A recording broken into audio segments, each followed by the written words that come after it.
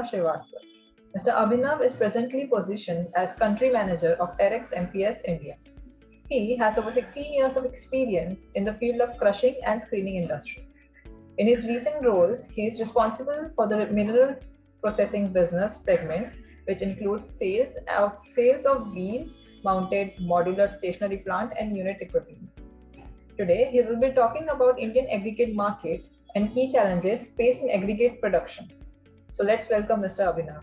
So prior to going into the details, I'll just like to discuss about what are the construction aggregates that are required. Basically, construction aggregate is a very broad category which talk about raw material required for manufacturing of different sizes.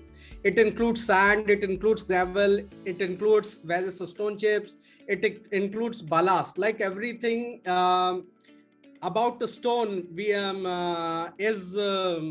can be utilized for construction.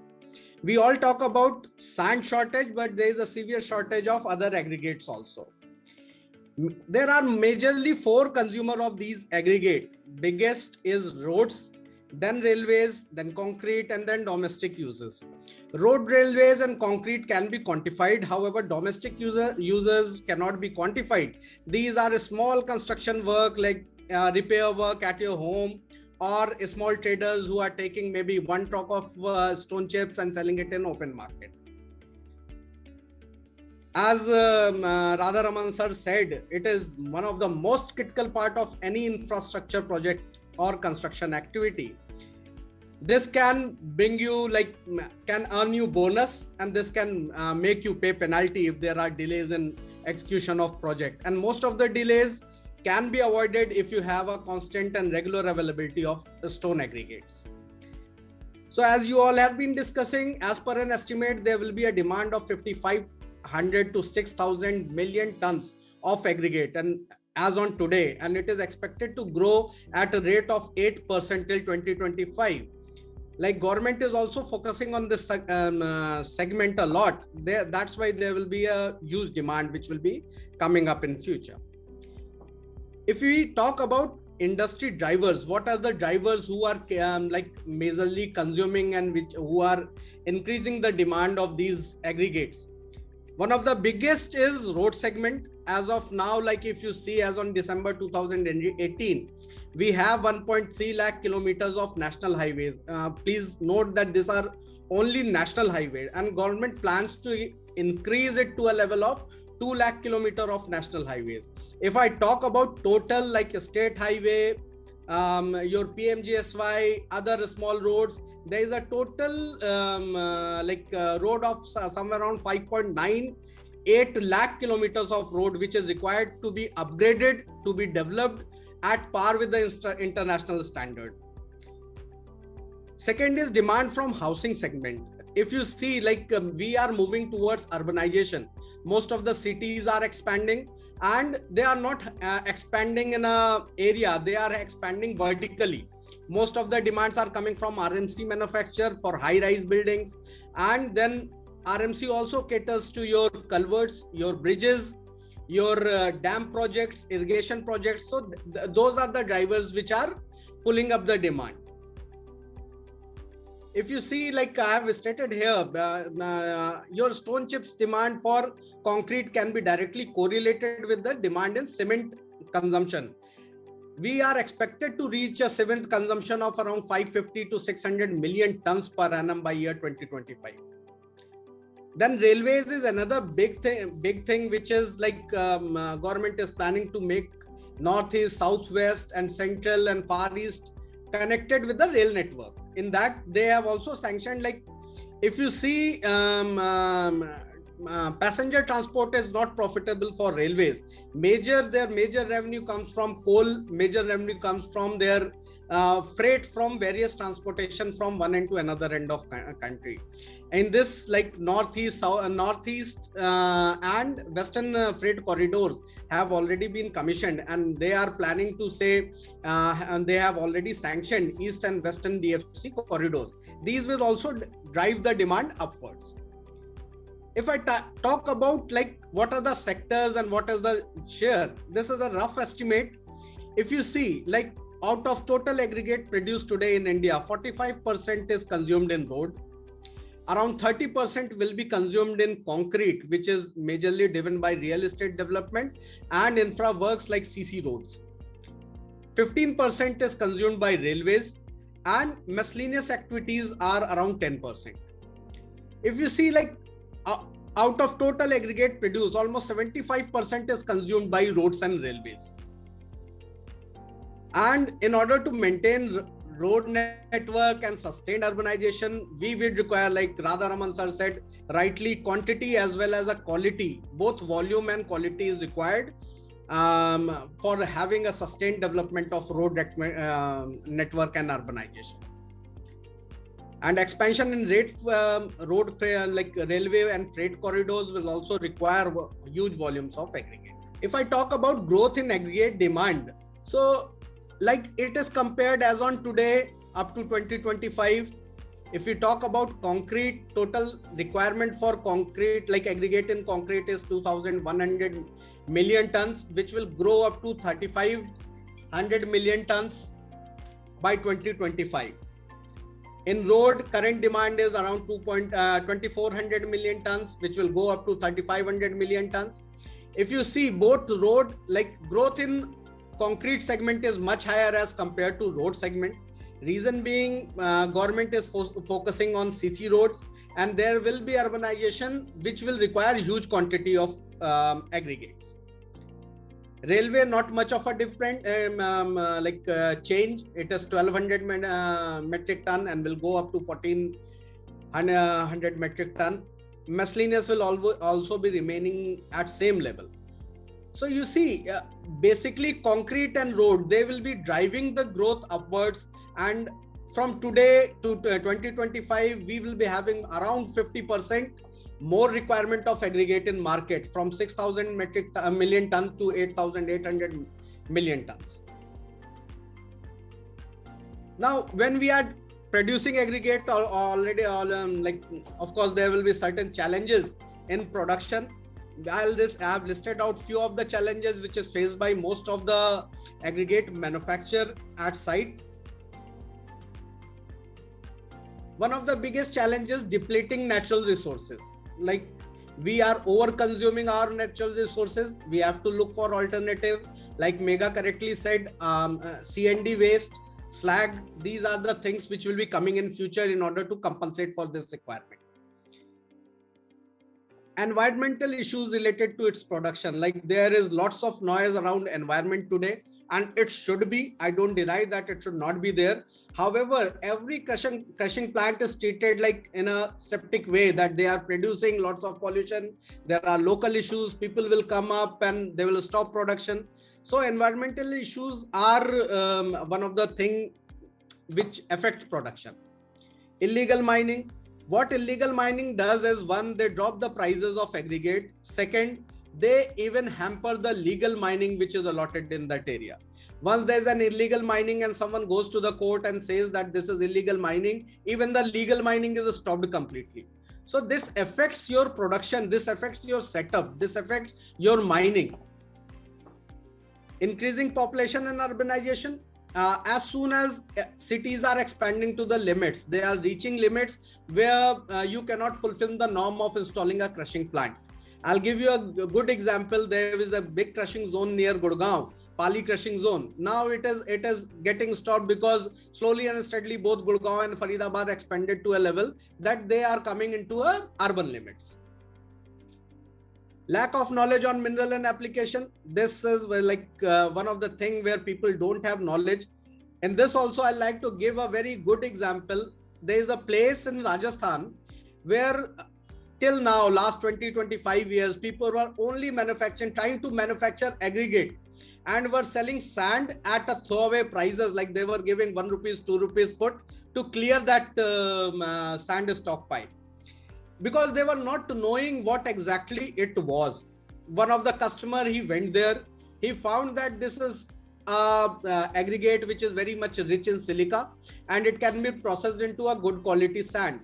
Today, in the entire region, everyone wants to manufacture sand. However, for last 20 years, they have exploited those resources in manufacturing aggregate, which was not at all right application for those kind of rocks.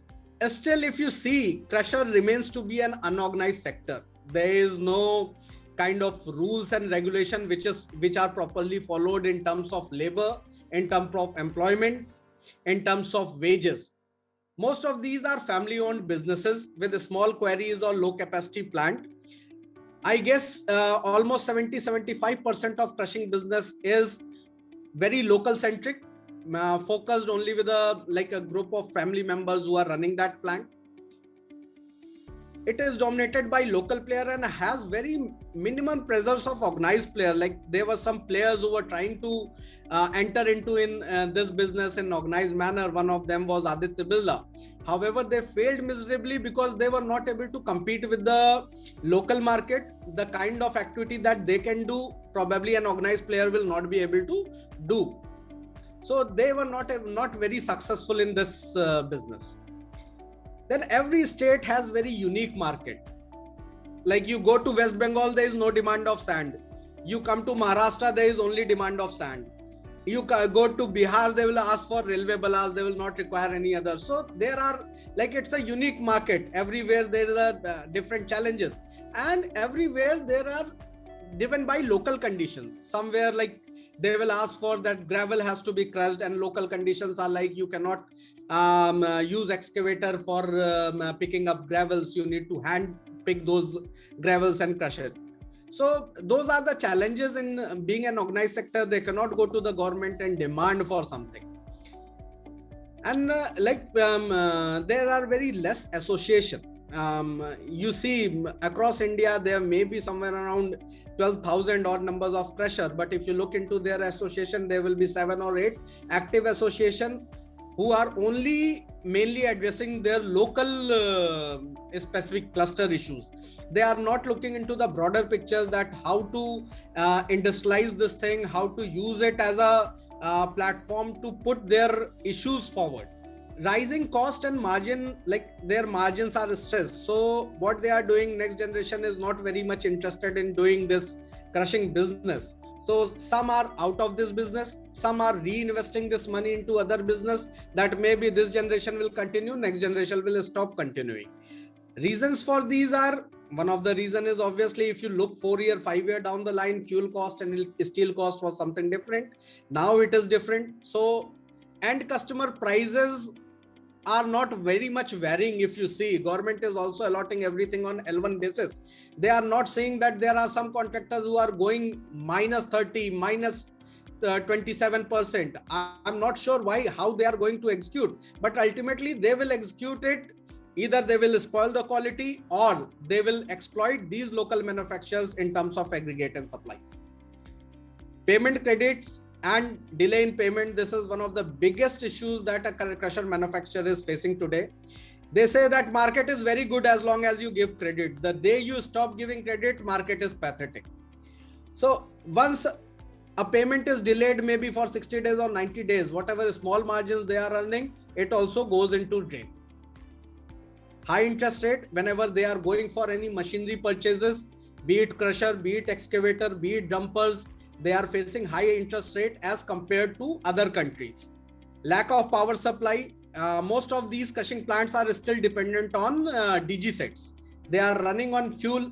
So even in area where there are say 20-30 crushers in a cluster, they don't have proper power supply to run these plants, which can reduce their cost almost by 30-35%. Then no fixed end customer pricing. Each crusher, like aggregate manufacturer, is trying to compete into the market. They are dropping their prices.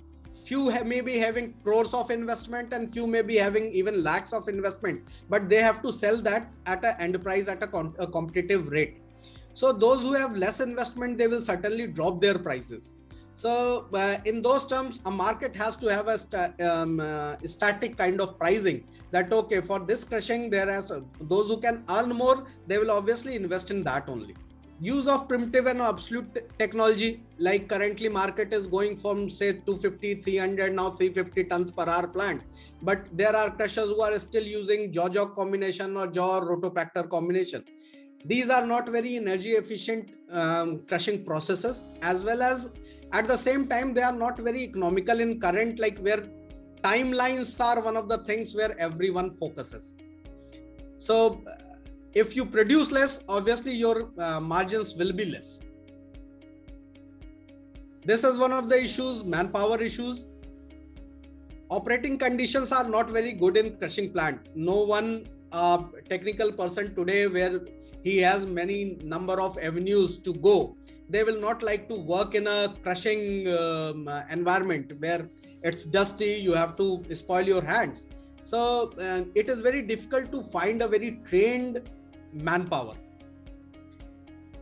Training and maintenance of operation, like on operation of the plant, is also very less. Most of these plants are run by local laborers. They don't have very good educational background. Obviously, if educational background is good, he will not go there.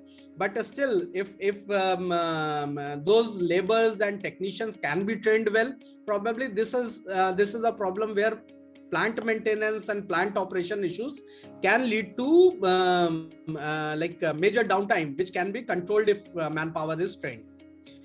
Then poor implementation of health, safety and environment rules by owners as well as operators. Normally we send helmet, highways to the crushing plant, but you visit a crushing plant, most of them will not wear helmet.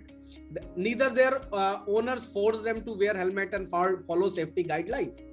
Once a labor is feeling safe while working in crusher, obviously he will give more than what he is giving currently. Lastly, lack of process knowledge. This is, if I say crushing plant is not equipment, it's a combination of equipment leading to a certain results. It's a process knowledge that you need to have. And there probably all the crusher operators fail badly. They don't have much of a process knowledge. Only thing that they do is visually maybe fine tune certain things, but they don't have knowledge how the crusher works and how the effect of certain changes, how a certain change will affect the production. If you see, India is targeting to be, say, $5 trillion economy by 2025. It's a bit difficult, but if we target and we want to achieve, it is only through infra projects, and like it has to grow year on year at rate of 9% per annum. Without having spending on government, without government spending on infrastructure, I don't think this $5 trillion economy is anywhere near. Infra is a segment where when you spend, like if you spend 100 rupees, probably 80 rupees goes into circulation in terms of steel buying, cement buying, manpower payments, land acquisition, royalty. So if you want to have a $5 trillion economy, government has to invest into infrastructure, road, railways, buildings, and they are doing also, currently they are doing it. So I hope that this thing will continue and we will be touching that goal.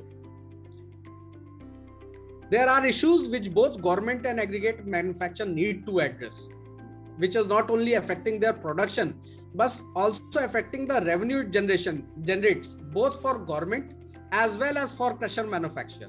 Once this business is profitable, probably volumes will go up, and more organized player can enter into this business. So thank you so much. That's all from my side. Thank you so much.